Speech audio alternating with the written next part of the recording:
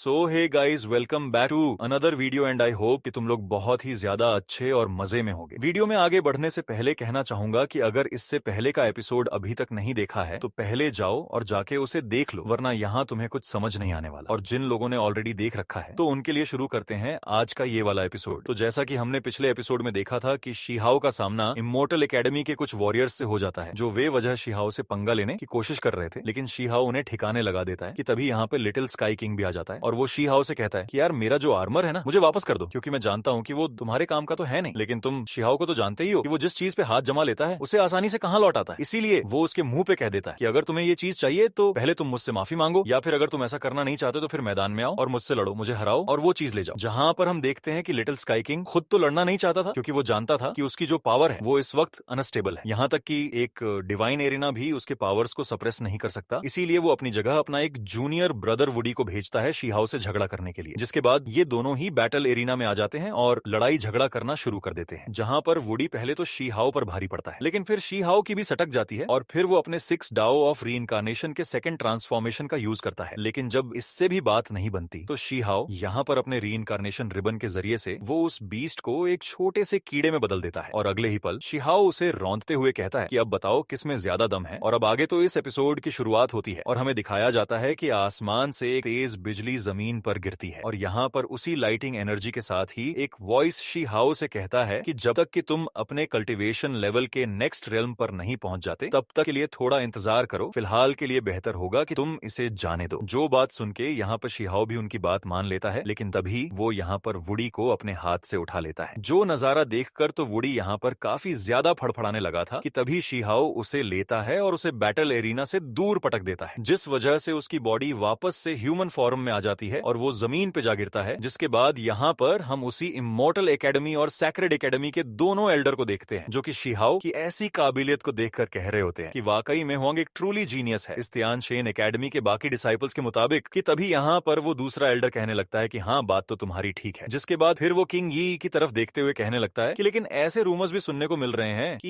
यहाँ पर ये जो फेरी किंग यी है ये असल में ब्लू मून फेरी की रीइंकार्नेशन है। अब ना जाने इस बात में कितना सच्चाई है और कितना झूठ, क्योंकि वो कहते हैं बिना आग के तो धुआं भी नहीं उठता। अब यहाँ पर हम देखते हैं कि शीहाओ के जितने भी दोस्त थे, खासकर वो मोटा लड़का इमोर्टल एकेडमी के वॉरियर्स को चिढ़ाते हुए कहने लगता है कि जरा देखो, इमोर्टल एकेडमी में जो नंबर 1 का वॉरियर था डिवाइन रियलम में, उसे हमारे हुआंग ने हरा दिया। अब बोलो, पहले तो बड़ा उछल रहे थे ना। जिसकी बातें सुनकर इमोर्टल एकेडमी का एक बंदा कहने लगता है कि ज्यादा बोलने की जरूरत नहीं है, हमें पूरा यकीन है कि तुम्हारे हुआंग ने कोई ना कोई चीप ट्रिक्स का यूज करके हमारे एल्डर ब्रदर वुडी को हराया। अब यहाँ पर हम देखते हैं कि वो जो लिटिल स्काई किंग था वो कहने लगता है कि नहीं, असल में वुडी के जो स्किल्स हैं वो हुआंग पे असर नहीं कर रही, उसके स्किल्स में इतना दम ही नहीं कि वो हुआंग का कुछ बिगाड़ पाए। इसी के साथ वो अपने शीहाओ की तरफ देखते हुए कहने लगता है कि ठीक है, फिर मैं उस आर्मर को फिलहाल के लिए तुम्हारे पास छोड़ रहा हूँ, लेकिन जब तुम वॉइड डाओ रियल्म के पीक पर पहुंच जाओगे या फिर मेरी बराबरी तक अपनी कल्टीवेशन को ले आओगे, तब मैं तुमसे इसके लिए फाइट करूंगा और तब डिसाइड होगा कि इसका विनर कौन है। यहाँ पर शीहाओ भी मान जाता है और फिर वो भी नीचे आ जाता है, जिसके साथ ही यहाँ पर वो मोटा लड़का भी उसके सामने आकर खड़ा हो जाता है और शीहाओ की तारीफें करना शुरू कर देता है और कहता है कि यार तुम तो दिन ब दिन और ज्यादा स्ट्रांग होते जा रहे हो, अब तो मुझे तुम्हारे सामने खड़े होने से भी डर लगता है। कि तभी हम देखते हैं कि दूसरे सेक्ट के जो एल्डर्स थे वो भी यहाँ पर आ जाते हैं और यहाँ पर आते साथ ही शीहाओ की तारीफ करते हुए कहने लगते हैं कि तुम्हारे जैसे जीनियस अरबों सालों में एक बार देखने को मिलता है, इवन कि सालों बीत जाते हैं, लेकिन तुम जैसा कोई एक ही दिखने को मिलता है। और हाँ, सुनने में आया है कि तुम्हें अभी तक अपने मन मुताबिक कोई अच्छा सेक्ट नहीं मिला है, तो तुम्हारा हमारे सेक्ट के बारे में क्या ख्याल है? जानते हैं हमारे इमोर्टल एकेडमी के साथ तुम्हारे रिलेशन अच्छे नहीं है, लेकिन हम तुम्हारे लिए अरेंजमेंट्स कर सकते हैं। कि तभी हम देखते हैं यहाँ पर वो सैक्रेड एकेडमी का एल्डर कहता है कि नहीं नहीं, इसकी बात पे ध्यान मत दो, क्योंकि जो इमोर्टल सेक्ट के एंशिएंट सीड्स है उन्हें ऑलरेडी डिवाइड कर दिया गया है, तो तुम्हारे लिए वहां पर कुछ खास बचा नहीं है। जिसकी बातें सुनकर इमोर्टल एकेडमी का एल्डर कहता है कि चिंता मत करो, जैसे ही हमें दूसरा इमोर्टल सीड मिलेगी तो उसे सबसे पहले तुम्हें दिया जाएगा और हमारी टॉप प्रायोरिटी तुम ही होगे। जिस पर सैक्रेड एकेडमी का एल्डर कहता है कि अरे नहीं नहीं, इनकी बातें छोड़ो, तुम्हें हमारे एकेडमी के साथ आना चाहिए। और फिर वो आगे बताने लगते हैं कि अगर तुम हमारे इस सेक्ट को और हमारे जो एल्डर्स हैं उनके कहने पर चलते हो तो हम तुम्हें कल्टीवेशन के पीक तक जाने में बहुत ज्यादा हेल्प करेंगे, साथ ही कल्टीवेशन के इस एरा में जो टॉप मेथड्स है हम तुम्हें वो भी सिखाएंगे। अब ये सुनकर इमोर्टल एकेडमी का एल्डर कहता है कि अच्छा, तुम्हारे जैसे ये जगह बड़े खाली है, मुझसे तो बड़ा कह रहे थे, क्या मुझे नहीं पता कि ये सारे स्लॉट्स ऑलरेडी फुल हो चुके हैं, तो तुम इसे वहां ले जाकर कहां बिठाओगे?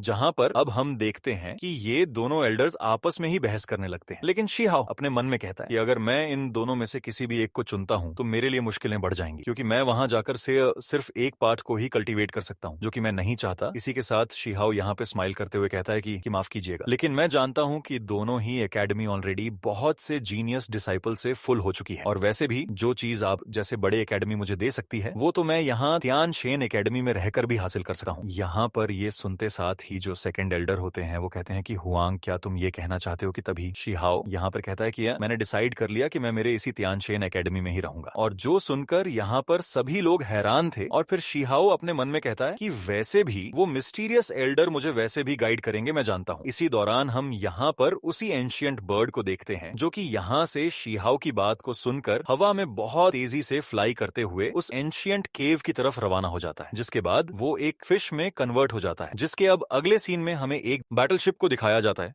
जिसके अंदर सभी वॉरियर्स दूसरे एकेडमी में जाने के लिए रवाना हो रहे थे। वहीं दूसरी तरफ हम किंग यी, प्रिंसेस गर्ल और 10 क्राउन किंग को भी देखते हैं जिन्होंने इमोर्टल एकेडमी को ज्वाइन कर लेते हैं और उनके साथ यहाँ से जाने लगते हैं। कि तभी हम उसी मोटे लड़के को देखते हैं जहां पर वो शिहाओ से कहने लगता है कि मेरे भाई, तुमने इन दोनों पाथ को साथ में कल्टीवेट करने का डिसीजन लिया है जो कि बहुत ही ज्यादा डेंजरस है। मेरे ख्याल से तुम्हें इस बारे में दोबारा सोचना चाहिए, बाकी तुम्हारी मर्जी। इसी के साथ हमें कुछ दिनों बाद का सीन दिखाया जाता है जहां पर शिहाओ उसी केव के सामने मौजूद होता है और जहां पर वो कल्टीवेट कर रहा था। लेकिन तभी यहाँ पर उसे ग्रेट एल्डर की बातें याद आती हैं जहां पर उसने उसे 10 दिन का टाइम दिया था और कहा था कि अच्छे से सोच लो कि आखिर तुम्हें क्या करना है और जिसके बाद तुम यहाँ पर आकर मुझसे मिलना। जहां पर अब हमें शिहाओ को दिखाया जाता है जो कि अपने ट्रेजर्स को देखकर कहता है कि क्या मैं इनके जरिए से एंशिएंट इमॉर्टल मेथड के पीक तक पहुंच सकता हूँ? क्या सच में मैं इनके जरिए से सारे लिमिट्स को तोड़ सकता हूँ और फिर अल्टीमेट मेथड्स को अचीव कर सकता हूँ? यहाँ पर शिहाओ ये सब सोच ही रहा था कि तभी उस एल्डर की आवाज आती है जो कि शिहाओ के सवाल सुनकर कहता है कि वाकई में लड़के तुम बहुत ही ज्यादा जिज्ञासु हो और होना भी चाहिए, क्योंकि जो तुम्हारे एम्बिशंस हैं ये बहुत बड़े हैं। लेकिन जैसे कि हम फिशिंग करते हैं तो सबसे पहले हम उस मछली के नेचर को समझते हैं और फिर वैसे ही एक्शन लेते हैं, जिसके बाद फाइनली हम उस मछली को पकड़ लेते हैं। इसी के साथ वो एल्डर कहने लगता है कि बच्चे, अगर तुम्हारे पास टाइम है तो क्या तुम मेरे साथ फिशिंग करना चाहोगे? मेरे साथ यहाँ पे वक्त बिताना चाहोगे? बताओ बच्चे, क्या तुम्हारे अंदर इतना सब्र है? अब यहाँ पर ग्रैंड एल्डर की बातें सुनकर शिहाओ अगले ही पल उनके पास पहुंच जाता है और फिर वहां पर बैठकर रिस्पेक्ट के साथ उनसे कहता है कि ग्रैंड एल्डर, मैं यहाँ पर आपसे सीखने के लिए आया भी। तो ये डिसाइपल तब तक यहाँ से नहीं उठेगा जब तक कि वो आपके साथ नॉलेज को शेयर ना कर ले। इसी के साथ शिहाओ अपनी फिशिंग रोड को बाहर निकाल लेता है और अगले ही पल वो यहाँ पर दोनों हाथ से फिशिंग करना शुरू कर देता है, जो देखकर वो ग्रैंड एल्डर कहने लगते हैं कि एक रोड से मछली पकड़ना वैसे ही मुश्किल है और तुम 2 रोड्स का यूज कर रहे हो। जिस पर शिहाओ कहता है कि मैं 2 रोड्स के जरिए से एक से ज्यादा मछली पकड़ सकता हूँ, तो भला मैं ऐसा क्यों ना करूं? जिस पर वो ग्रैंड एल्डर बताने लगते हैं कि जिस कल्टीवेशन पाथ को तुम फॉलो कर रहे हो वो दोनों पाथ भी बिल्कुल इसी फिशिंग रोड की तरह है। एक को सीखना वैसे भी मुश्किल है लेकिन नामुमकिन कुछ भी नहीं है। इसी के साथ ग्रैंड एल्डर बताने लगते हैं कि तुमसे पहले बहुत से यहाँ पर आए जिन्होंने सोचा कि वो दोनों पाथ को साथ में कल्टीवेट करेंगे, लेकिन किसी को भी ठीक से कामयाबी हासिल नहीं हुई। तो तुम्हें क्यों लगता है कि तुम उन सभी से डिफरेंट हो और तुम उन्हें भी सरपास कर दोगे? जिस पर शिहाओ कहता है कि मैं जानता हूँ कि मुझसे पहले इस दुनिया में बहुत से लोग आए होंगे जिन्होंने ऐसा करने की कोशिश की होगी, लेकिन मुझे इससे फर्क नहीं पड़ता कि वो किस रास्ते पर चले। मैं खुद अपने हाथों, अपनी बॉडी से इस चीज को, इस रास्ते को एक्सपीरियंस करना चाहता हूँ और खुद देखना चाहता हूँ कि आखिर इसका अंत क्या होता है। जिसकी बातें सुनकर तो ग्रैंड एल्डर भी उससे इंप्रेस हो जाते हैं और फिर वो कहने लगते हैं कि तुमने इन दोनों रोड्स पर जिस चारे का यूज किया है वो हाई क्वालिटी का नहीं है, तो आखिर तुम मछली को कैसे पकड़ोगे? और साथ ही ये जो रोड तुमने यूज किया है ये भी कमजोर है, तो इससे मछली पकड़ना तो दूर की बात है, तुम यहाँ पर जितने भी क्रिएचर्स हैं उन्हें और डरा दोगे। इसी दौरान हम देखते हैं कि शिहाओ की जो फिशिंग रोड थी उसमें कुछ हलचल शिहाओ को फील होती है, तो वो उसे और भी ज्यादा टाइटली होल्ड कर लेता। लेकिन हम देखते हैं कि अगले ही पल उसकी फिशिंग रोड टूट जाती है, जो नजारा देखकर ग्रैंड एल्डर कहते हैं कि देखा, जैसा कि मैंने कहा था। जहां पर अब उस टूटी हुई रोड को देखकर शिहाओ को अपने दोस्त नजर आते हैं और फिर वो कहने लगता है कि एक टूटी हुई रोड यानी कि इसमें पर्याप्त टफनेस नहीं था, इसी वजह से ये टूट गया। लेकिन तब क्या होगा कि अगर मैं एक सुप्रीम क्वालिटी के चारे को यूज करूं? जो कहते साथ ही वो एक बहुत ही पावरफुल ट्रेजर को बाहर निकालता है और कहता है कि इसके बारे में आपका क्या ख्याल है? जिसे देखकर ग्रैंड एल्डर कहते हैं कि हाँ, ये चीज अच्छी है और ये चारा बहुत ही अच्छी क्वालिटी का है, लेकिन ये फिर भी इनफ नहीं, क्योंकि इस पानी के अंदर जो क्रिएचर्स हैं वो 10 मिलियन ईयर्स से भी पुराने हैं। और अब मुझे देखो, जिसके साथ ही हम देखते हैं कि वो इमीडिएटली अपने उसी फिशिंग रोड को पानी में डालते हैं और चंद सेकंड्स में ही एक बहुत ही रेयर से टर्टल को बाहर निकालता है, जिसे देखकर शिहाओ कहने लगता है कि ये तो एड ट्रेजर ऑन टर्टल में से एक है, लेकिन मैं हैरान हूँ कि आपने बिना चारे का यूज किए ही इसे पकड़ लिया। जिस पर ग्रैंड एल्डर हंसते हुए कहने लगते हैं कि हाँ, यहाँ पर कुछ ऐसे भी क्रिएचर्स हैं जिनके लिए तुम्हें चारे का यूज करने की जरूरत नहीं पड़ती। जिसके बाद वो उस फिशिंग रोड को शिहाओ को देते हैं और कहते हैं ये जो क्रिएचर्स तुम देख रहे हो ये बहुत ही ज्यादा लालची और एरोगेंट है। ये लोग देखते नहीं है कि इनके सामने क्या है, बस टूट पड़ते हैं और फिर पकड़े जाते हैं। और इसका मतलब ये है कि कभी कभी तुम्हें अपने शिकार को पकड़ने के लिए चारे की जरूरत नहीं है, लेकिन तुम्हें खुद एक चारे की तरह एक्ट करना होगा। अब यहाँ पर ये बात सुन के शिहाओ समझ जाता है और कहने लगता है कि आपके कहने का मतलब ये है कि मुझे मेरे खुद की बॉडी को ही किसी सीड की तरह यूज करना है, जिससे मैं उस मेथड को सीख सकूं, और इसके लिए मुझे किसी भी इमोर्टल सीड की जरूरत ही नहीं पड़ेगी। जो सुनकर ग्रैंड एल्डर बहुत ही ज्यादा खुश हो जाते हैं और कहने लगते हैं कि तुम्हारी सोचने समझने की शक्ति बहुत ही ज्यादा कमाल की है और वाकई में तुम ट्रू जीनियस कहलाने के लायक हो। और फिर वो अपनी दाढ़ी टटोलते हुए कहने लगते हैं कि तुम्हें किसी इमोर्टल सीड की जरूरत नहीं है, बल्कि खुद को ही एक इमोर्टल सीड की तरह यूज करो और अपने आप को रिफाइन करो, और जैसे ही तुम अपने ट्रू सेल्फ को रिफाइन कर लोगे तुम कामयाब हो जाओगे। अब यहाँ पर ये सुनते साथ ही शिहाओ उनसे पूछने लगता है कि क्या मुझसे पहले कभी किसी ने इस मेथड का यूज किया, क्या उसे कामयाबी हासिल हुई? जिस पर ग्रैंड एल्डर बताने लगते हैं कि तुमसे पहले जिन्होंने भी इस मेथड का यूज किया उसमें से आधे लोग तो बीच में ही मारे गए, और जिन लोगों ने इस रिफाइनिंग प्रोसेस को करने की कोशिश की तो उनकी बॉडी बुरी तरीके से रिएक्ट करने लगी और वो रिफाइनिंग के इस प्रोसेस को झेल नहीं पाए और वो भी मारे गए। अब ये बात सुनकर शिहाओ उन्हें रिस्पेक्ट देता है और कहने लगता है कि मुझे पता चल गया कि अब मुझे इस पाथ को कैसे कल्टीवेट करना चाहिए, और अब मुझे और भी ज्यादा रीजंस मिल गए हैं कि क्यों मुझे इस पाथ को चुनना चाहिए। इसी के साथ हम देखते हैं कि ग्रैंड एल्डर जाने से पहले उसे 2 मैनुअल देते हैं और कहने लगते हैं कि इनका यूज करो और उम्मीद है कि तुम्हें कामयाबी जल्दी हासिल होगी। जहां पर हम देखते हैं कि जो लेफ्ट साइड में मैनुअल था उसे बोन टेम्परिंग मेथड कहा जाता है, एक ऐसी सीक्रेट टेक्निक जिसके जरिए से बोन्स एंड मसल्स को रिफाइन किया जाता है। साथ ही जो राइट साइड में जो मैनुअल है उसे स्पिरिट टेम्परिंग मेथड कहा जाता है, जिसके जरिए से प्राइमोर्डियल स्पिरिट को रिफाइन किया जाता है। इसी के साथ ग्रैंड एल्डर जाते हुए बताते हैं कि ये जो मैनुअल तुम्हें मैंने दिए हैं, अगर तुम इन्हें में रिफाइन करके कामयाबी हासिल करना चाहते हो तो इसके लिए तुम्हें इमोर्टल हिल में जाकर उस एंशियंट बंबू साथ ही उस गोल्डन फ्रूट की तलाश करनी होगी, क्योंकि वो इविल डिस्पेलिंग डिवाइन बंबू और वो येलो स्प्रिंग फ्रूट, ये दोनों तुम्हारे लिए बहुत ही फायदेमंद साबित होंगे। जिसके अब अगले सीन में हमें इमोर्टल हिल का सीन दिखाया जाता है जहां पर कुछ वॉर गॉड्स के इम्प्रिंट्स मौजूद होते हैं, जिसके बारे में यहाँ पर बाकी के लोग भी बात कर रहे थे कि तभी उनमें से कुछ लोग कहने लगते हैं कि लगता है कि यहाँ पर जो लिटिल स्काई किंग है वो यहाँ पर अपनी बॉडी को रिफाइन कर रहा है, क्योंकि उसके अलावा और कौन ही यहाँ पे आ सकता है। अब यहाँ पर ये लोग ये बात कर ही रहे होते हैं कि तभी हम इमोर्टल सेक्ट के अंदर उसी प्रिंसेस गर्ल को देखते हैं जो कि कहने लगती है कि ना जाने वो कौन ही होगा जो कि यहाँ इतने रेयर जगह पर कल्टीवेट कर रहा होगा और पता नहीं उसकी हेल्प के लिए ये लोग कहाँ से आ गए। तभी जैसे ही वो उस पर अपनी नजर गड़ाकर देखती है तो वो कहने लगती है कि अचानक से मुझे ये लड़का इतना फैमिलियर क्यों लग रहा है। जहां पर हम देखते हैं कि असल में ये बंदा और कोई नहीं बल्कि हमारा शिहाओ है जो कि यहाँ पर अपनी बॉडी को रिफाइन कर रहा था, जहां पर वो बोन टेम्परिंग मेथड और पेयरलेस सील टेक्निक दोनों का यूज कर रहा था। और अब यहाँ पर शिहाओ को देखकर वो मोटा लड़का कहने लगता है कि क्या बात है, लगा नहीं था कि दोबारा से मेरे दोस्त के दर्शन मुझे यहाँ पर होंगे। इसी के साथ हम देखते हैं कि शिहाओ अभी भी अपने बॉडी को रिफाइन करने में लगा था, जिसकी वजह से उसे काफी ज्यादा दर्द भी हो रहा था, यहाँ तक कि उसकी बॉडी में भी दरारें पड़ने लगती हैं। लेकिन शिहाओ फाइनली अपनी बॉडी और बोन्स को पूरी तरीके से रिफाइन कर लेता, जिस वजह से यहाँ पर एक पावरफुल एनर्जी रिलीज होती है, जिसके साथ ही यहाँ पर शिहाओ की पावर्स काफी हद तक इंक्रीज हो जाती है। और फिर वो अपने सभी दोस्तों के पास जाकर खड़ा हो जाता है और कहने लगता है कि क्या बात है, तुम लोग भी यहाँ पर आए हो। वो क्या है ना, असल में मैं बस यहाँ पर उस इविल डिस्पेलिंग डिवाइन बंबू की तलाश में आया था, तो सोचा लगे हाथ रिफाइनिंग टेक्निक का भी यूज कर लूं, क्या तुम लोग करना चाहोगे? जिस पर वो रैबिट गर्ल उसे चिढ़ाते हुए कहती है कि हम तुम्हारी तरह पागल नहीं है जो ऐसे खतरे को मोल ले। कि तभी यहाँ पर हम उसी प्रिंसेस गर्ल और यहाँ पर मिस वैंगशी समेत बाकी के बैटल गॉड्स को भी देखते हैं, जहाँ पर वो कहते हैं कि हम भी इसे ट्राई करेंगे, और फिर वो लोग भी वहाँ पे बैठकर कल्टीवेट करना शुरू कर देते हैं। लेकिन यहाँ पर इन्हें अपनी बॉडी पे बहुत ज्यादा पेन होने लगता है कि तभी दूर से इमोर्टल एकेडमी और सैक्रेड एकेडमी का एल्डर शिहाओ को देखकर कहने लगते हैं कि हमें लगा था कि ये जगह सिर्फ लिटिल स्काई किंग के लिए ही सूटेबल है, क्योंकि उसके अलावा कोई भी इस प्रेशर को झेल नहीं सकता, लेकिन लगा नहीं था कि तुम भी ये कर पाओगे, और जिसका मतलब ये है कि तुमने अपने डाओ बोन को बहुत ही अच्छे से रिफाइन कर लिया और अब ये पूरी तरीके से अवेकन हो चुकी है। और बच्चे, एक बार तुमने उस इविल डिस्पेलिंग डिवाइन बंबू को ढूंढ लिया तो ये तुम्हारी फिजिकल स्ट्रेंथ के लिए बहुत ही अच्छा होगा और फ्यूचर में तुम्हारे पास बहुत ही रेयर अपॉर्चुनिटीज भी होंगी। अब यहाँ पर इन दोनों एल्डर्स की बात सुन के शिहाओ कहता है कि एल्डर्स आप सभी के गाइडेंस के लिए शुक्रिया। इसी के साथ शिहाओ जाते हुए अपने दोस्तों से कहने लगता है कि जब मैं उस बंबू ट्री को ढूंढ लूंगा और उसे ले आऊंगा तो फिर हम उसे मीट के साथ रोस्ट करके खाएंगे। जिसके बाद शिहाओ यहाँ से चला जाता है, जिसके अब अगले सीन में हमें उसी इमोर्टल हिल के बाहर का सीन दिखाया जाता है, जहाँ पर शिहाओ पूरी तरह से प्रिपेयर होकर आया था कि तभी उसे लोगों के हंसी मजाक की आवाजें आती हैं और यहाँ पर कुछ लोग कह रहे होते हैं कि हमने उस बंदे को अपने पैरों तले बिल्कुल ही रौंद दिया था, कितना मजा आया हुआ ना। पर तभी यहाँ पर पर्पल कलर में कुछ स्पिरिट्स नजर आती है जो कि डार्क स्पिरिट्स है, जो कि यहाँ पर लोगों की बॉडी को पोजेस करती है और उन्हें परेशान करती है। और यहाँ पर ये जो एंशिएंट घोस्ट है ये किसी को भी छोड़ती नहीं, जो देखते साथ ही शिहाओ यहाँ से निकलने लगता है। लेकिन कुछ इविल सोल शिहाओ का पीछा करना शुरू कर देती है, जो देखकर वो उनसे बचते हुए कहने लगता है कि एक बार इनके चंगुल में कोई फंस गया तो वो काफी घंटों तक यहाँ पर उलझ के रह जाएगा, लेकिन मेरे पास इतना टाइम नहीं है कि मैं इनके साथ खेलूं। जो कहते हुए शिहाओ अपने पास से वही इमोर्टल स्वॉर्ड को बाहर निकालकर इन सारे स्पिरिट्स पर अटैक कर देता है, जो देखकर ये स्पिरिट्स भी कहती है कि आखिर इसके पास इस तरह का क्रिम्सन स्वॉर्ड कहां से आ गया, इस तरह का स्वॉर्ड अभी भी रियलिटी में एग्जिस्ट कैसे कर सकता है। अब यहाँ पर उसकी ऐसी बातें सुनकर शीहाओ अपना एक पाम अटैक उस पर कर देता है और बोलने लगता है कि आखिर तुम्हें इस स्वॉर्ड के बारे और क्या पता है। लेकिन फिर कुछ ही देर में शीहाओ उन सारे स्पिरिट को यहाँ से भगा देता है और कहने लगता है कि ना जाने मेरा सामना ही ऐसे लोगों से क्यों हो जाता है। जिसके बाद शीहाओ एक दूसरी जगह पर आ जाता है जहां पर उसे अपने सामने एक वॉल नजर आती है जो दिखने में काफी ज्यादा प्राचीन लग रहा था। जिसके बाद जैसे ही वो उसे टच करता है तो उस पेंटिंग में जो ओल्ड मैन बने थे वो अचानक से कहने लगते हैं कि तुम मुझसे कुछ भी सवाल पूछ सकते हो, लेकिन एक से ज्यादा नहीं, और अगर पूछते भी हो तो वो मेरे मूड पर डिपेंड करेगा कि मैं जवाब दूंगा या नहीं। अब यहाँ पर इस ओल्ड मैन को अचानक से जागता हुआ देखकर शीहाओ कहता है कि क्या आप सच में जिंदा है? जिस पर वो बंदा कहता है कि हाँ, मैंने अपनी थोड़ी सी कॉन्शियसनेस को बचा के रखा था, जिस वजह से तुम कह सकते हो कि मैं जिंदा हूँ। इसी के साथ वो यहाँ पर ऊपर की तरफ इशारा करते हुए कहता है कि जिस चीज की तलाश में तुम यहाँ पर आए हो वो तुम्हें वहां पर मिलेगी। जिसको देखकर शीहाओ उसमें जंप करके एक दूसरे डायमेंशन में पहुंच जाता है। यहाँ पर वो ओल्ड मैन उसे बताता है कि जितने ज्यादा स्ट्रांग तुम होगे तुम्हारा ट्रायल उतना ही ज्यादा ब्रूटल होगा, तो कुछ भी करने से पहले एक बार अच्छे से सोच लेना। जिसके साथ ही शीहाओ तेजी से आगे बढ़ता है जहां पर हम देखते हैं कि कुछ बहुत ही पावरफुल क्रिएचर टाइप की स्पिरिट यहाँ पर शीहाओ को घुसपैठियां समझकर अटैक करती है, जिन्हें देखते साथ ही शीहाओ यहाँ पर थंडर एम्परर के आर्मर को पहन लेता है और यहाँ पर अपने स्वॉर्ड से इन पर अटैक करता है, जिसके सिर्फ एक ही बार में ये सारे स्पिरिट ढेर हो जाती है। और शीहाओ उस स्वॉर्ड को पकड़ते हुए कहता है कि ना जाने आखिर इस स्वॉर्ड का असल ओरिजिन क्या है। अगर आज ये मेरे पास ना होता तो शायद ये जो स्पिरिट्स है ये मेरी बॉडी को बहुत बुरा डैमेज कर देती। जहां पर शीहाओ आगे बढ़ जाता है और वो उसी बम्बू पीक पर पहुंच जाता है, जिसके साथ ही यहाँ पर वो डिवाइन बम्बू एसेंस भी मौजूद था, जहां पर हम देखते हैं कि जमीन को फाड़ते हुए एक जाइंट सा क्रिएचर बाहर निकलता है जो कि ह्यूमन के जैसा लग रहा था। लेकिन यहाँ पर वो आते साथ ही शीहाओ से कहता है कि तुम्हें अपने ट्रू सेल्फ के साथ मुझे हराना होगा और मुझे हराने के बाद ही तुम इस बम्बू एसेंस को अपने साथ ले जा सकते हो। यहाँ पर हम देखते हैं कि ये एक एंशिएंट पपेट होता है जिसकी बॉडी डार्क इमॉर्टल गोल्ड से बनी थी, जो देखकर शीहाओ भी हैरान था और वो उससे पूछता है कि तुम तो एक जिंदा इंसान हो, फिर आखिर तुम एक पपेट कैसे बन गए और आखिर तुम क्या कर रहे हो यहाँ पर? जिस पर वो बताने लगता है कि मैं एंशिएंट टाइम का एक इमॉर्टल हूँ जो कि अपने मास्टर को फॉलो करते हुए ऐसे ही एक जगह पे आ गया, क्योंकि मुझे भी वही डिवाइन बम्बू एसेंस चाहिए था। मैं यहाँ पर इसके लिए आया था ताकि इसके जरिए से मैं उस कर्ज को पूरी तरीके से तोड़ सकूं, लेकिन फिर मुझे एक पपेट बना दिया गया और तब से लेकर आज तक मैं यहाँ पे गार्ड कर रहा हूँ इस चीज को, ताकि जो लोग भी इसके लिए यहाँ पर आए मैं उन्हें रोक सकूं। यहाँ पर